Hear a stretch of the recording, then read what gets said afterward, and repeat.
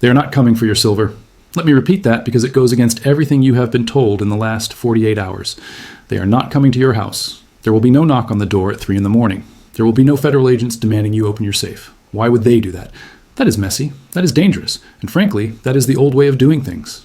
While everyone else is panicking about a 1933-style physical confiscation, the government has quietly built a trap that is far more sophisticated.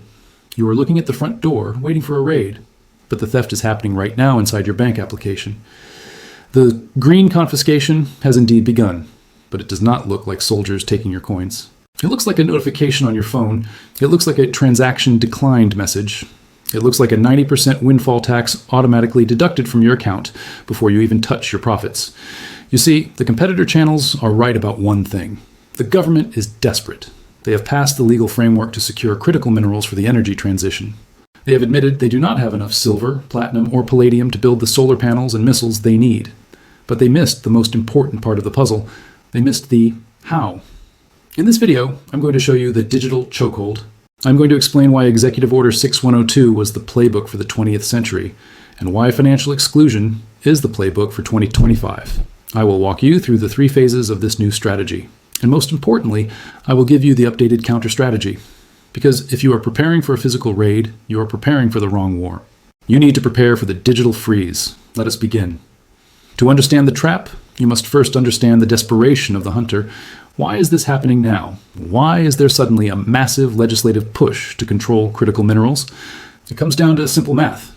The Western governments have committed to net zero targets by 2030 and 2050. To achieve these targets, they need to rebuild the entire electrical grid. They need billions of solar panels. They need millions of wind turbines.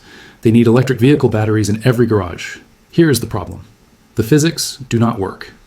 According to the government's own data from the Geological Survey, we simply do not have enough metal above ground to build all of this. Silver is the most conductive metal on Earth. It is non-negotiable for high-tech electronics. And right now, the silver market is in a structural deficit for the 5th year in a row. Mining supply is flat. Industrial demand is exploding. And investment demand, that is you and me, is draining the vaults. So the government faces a choice.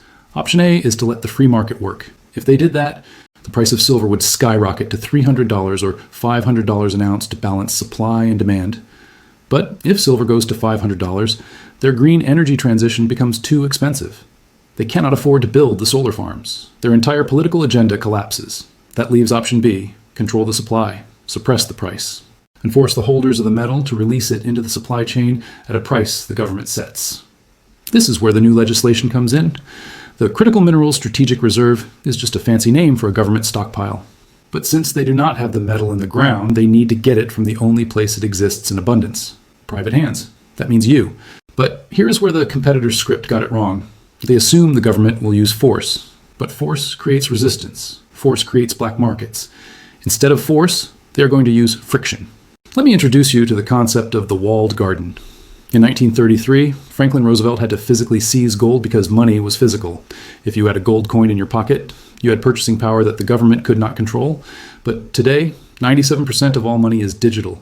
It is just digits on a server owned by a bank, which is regulated by the Federal Reserve. The 2025 strategy is not to take your metal. It is to make your metal useless unless you sell it to them. Here is how the digital chokehold works.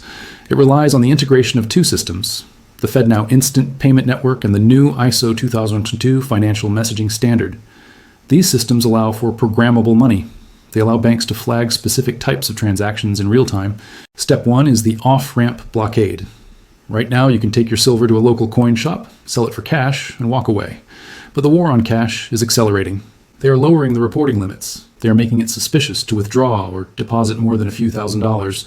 Soon, you will not be able to sell a significant amount of silver for cash because no dealer will have that much cash on hand, and you will not be able to deposit that cash into your bank without triggering an audit. This forces you into the digital banking system. You sell your silver to an online dealer. They wire the funds to your bank account. And this is where Step 2 kicks in. Step 2 is the windfall tax protocol. Imagine this scenario. Silver hits $100 an ounce. You decide to sell. You initiate the transfer. But the banking system identifies the source of funds as a precious metals liquidation. Automatically, the system applies a strategic resource stabilization tax. Let us say it is 80%. So you sold your silver for $100, but only $20 lands in your checking account. The rest is diverted to the Treasury to subsidize the green transition. Did they seize your silver? Technically, no. You sold it voluntarily. Did they confiscate your wealth? Absolutely. They let you keep the rock, but they stole the value. Step 3 is the certified buyer mandate. This is the final nail in the coffin. The new legislation allows the Department of Energy to designate critical mineral partners. These are government-approved refineries and manufacturers like Tesla or General Electric. The law could state that it is illegal to sell strategic metals to anyone except a certified buyer. If you try to sell to your neighbor, illegal. If you try to sell to a pawn shop, illegal. Your only legal option is to sell to the government partner. And guess who sets the price? The government partner. They might offer you $30 an ounce when the true street value is $100. And because they control the digital payment rails, they can ensure that no other transaction clears. This is not science fiction. We have already seen debanking happen in the United Kingdom and Canada. We saw it during the trucker protests. We have seen legitimate businesses lose their accounts simply for being in the wrong industry. They are building a fence around your wealth. You are free to run around inside the fence, but you cannot leave. I need you to stop looking at 1933 as a blueprint. It is a history lesson, yes, but it is not a roadmap for today. In 1933, the population was smaller, the government was smaller, people trusted authority more, and most importantly, there was no internet. If the government tried to go door to door confiscating silver today, it would be a logistical nightmare. There are millions of gun owners in America. There are hundreds of millions of ounces of silver scattered across the country. They do not have the manpower to search every safe. They do not have the political capital to start a kinetic conflict with their own citizens. The modern authoritarian does not use a hammer. He uses a switch. He does not want your physical silver. He wants your compliance. He wants to ensure that you cannot profit from the collapse of the dollar. This brings us to the most dangerous part of the green confiscation, the social credit implication.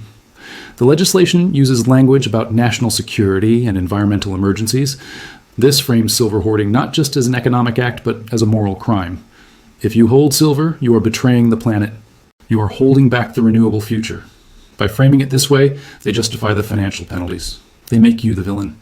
And this allows them to implement programmable CBDCs, central bank digital currencies. Imagine a digital dollar that can only be spent on approved goods.